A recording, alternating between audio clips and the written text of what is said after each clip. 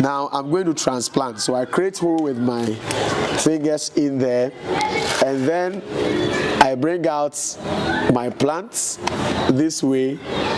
You put it in there that way, okay, and then we are good to go. Now, if you still have some of the dry matter or the grass or the mulch around, you can just put it around. Now, what it does is that it prevents the direct sunlight from shining on the soil for the water in there to evaporate. So the moisture in the soil is always contained by this procedure. So with this arrangement, you will surely get the result. If you water twice a day, morning and evening, you will surely get the result you are looking for.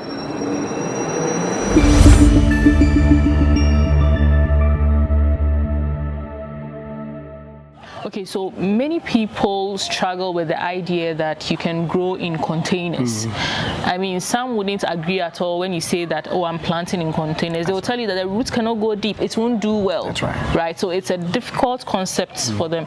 Some too would want to do, but they don't have good soil. That's right. Or the space in their home to be able to plant in containers. I noticed that as we were taking the tour, everything you had here was grown in either a pot, a container, or in sack. That's right. I mean, could you tell us, let's help people to understand that it is possible, why you are going down that lane and planting in containers? Okay, so in most of the urban areas, they want to keep the beauty of the house. So it's either the place is paved or you have grass all over. So the whole idea is that we can still keep the pavements, keep the grass, and still plant our vegetables and get the result that we are looking for. So, but the challenge has to do with the knowledge as to how to arrange the soil in the bucket. It's not just pouring the soil in the bucket and planting the seeds, but there is a way you arrange the soil in the bucket to get that result you are looking for. And that is what we have done so far, and we have gotten the result, and we are ready to teach anyone and everyone how to do farming in buckets wherever you are on the surface of the earth. Okay, so you can grow, you can plant in containers. That's right. And they will do well. That's right, and that's what we have done. Okay, so it doesn't have to be always in the ground if you can't afford to do it in the ground. That's right. It will work in containers. It will work in containers, and even in the containers you can do all year round, because if you are planting in the ground during the dry season, you will need more water, but in the containers you need less water to get, because the soil is just confined in the container. As long as you can retain the moisture in the buckets, your crops are okay. So dry season, rainy season, you can still plant in the container. Okay. So in your case, what makes up the content in the containers or the sacks that you are planting in? Can you show us? All right. Can one just go and fetch any sand, any soil, and then pour it in? Does it work that way? No, it doesn't work that way. And it is also not a complicated system. What you need to do, you need to get a good soil. When I say good soil, it either has to be a loamy soil, and you can formulate the soil yourself. All you need is to get compost, and then you get black soil. You boost the soil with the compost, and then we arrange the soil in the buckets, one layer after the other. So I believe that it can be done. Okay. So can you show me that? So I'm going to demonstrate to you how to plant in a bucket. I'm going to use this old dispenser bottle. Okay. So you realize that I have divided it into two because I want to use both sides for the planting. All you need is a little soil that can contain that can hold the roots of the plants. And usually you look at the plants you are putting in there to determine the size of the container.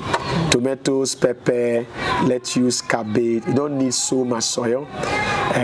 Other plant that needs so much, so you just have to increase the size of the bucket. So this is enough for tomatoes, this is enough for pepper, lettuce, and cabbage as well. All right, so we are going to demonstrate how to plant tomatoes or pepper, lettuce, and this. So if you have a bucket like this, something that can contain soil, then you need to create holes under. Now the reason for the holes is to drain the soil of excess water. So you need holes under. So any tool that can help you to create holes under, you do so. And then what you need to plant, first of all, we need charcoal This is the waste product of charcoal. It's available in anywhere that they use charcoal. Now, in the absence of charcoal, you can use stones. The reason is that when you put in the soil directly, as time goes on, the soil will block the holes that are supposed to drain the buckets. So the bucket will be flooded, and when it's flooded, your plants will be stagnant and it will not be growing. So you need the water to come out of the buckets from the bottom, and that is why you need the charcoal or the stones to prevent the buckets from flooding. So I'm going to use the charcoal. So I put in the waste product of the charcoal, just a little to cover the holes, not too much, just a little to cover the holes. Good. So we go this way, and then I put in my first layer of soil. So I have my first layer of soil on top of the charcoal. All right, so this is what brings out the result you are looking for, the first layer of soil on top of the charcoal. And then I will need some dry material to serve as compost. So I have some old grass, so I put them on the soil this way.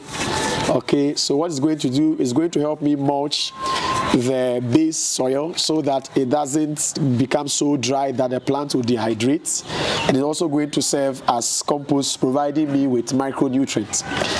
Then I top it up with soil.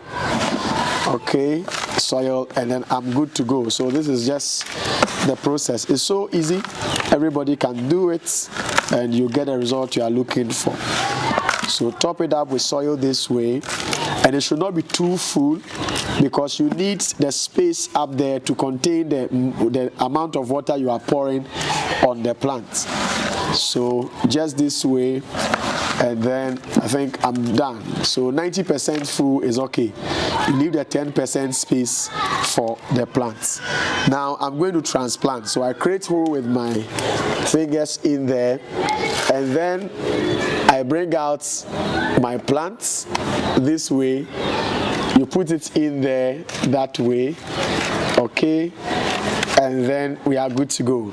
Now, if you still have some of the dry matter or the grass or the mulch around, you can just put it around. Now, what it does is that it prevents the direct sunlight from shining on the soil for the water in there to evaporate. So the moisture in the soil is always contained by this procedure. So with this arrangement, you will surely get the result. If you water twice a day, morning and evening, you will surely get the result you are looking for. In the next 3 months, you will see the habaneros growing, and then you will get the fruit and enjoy at home.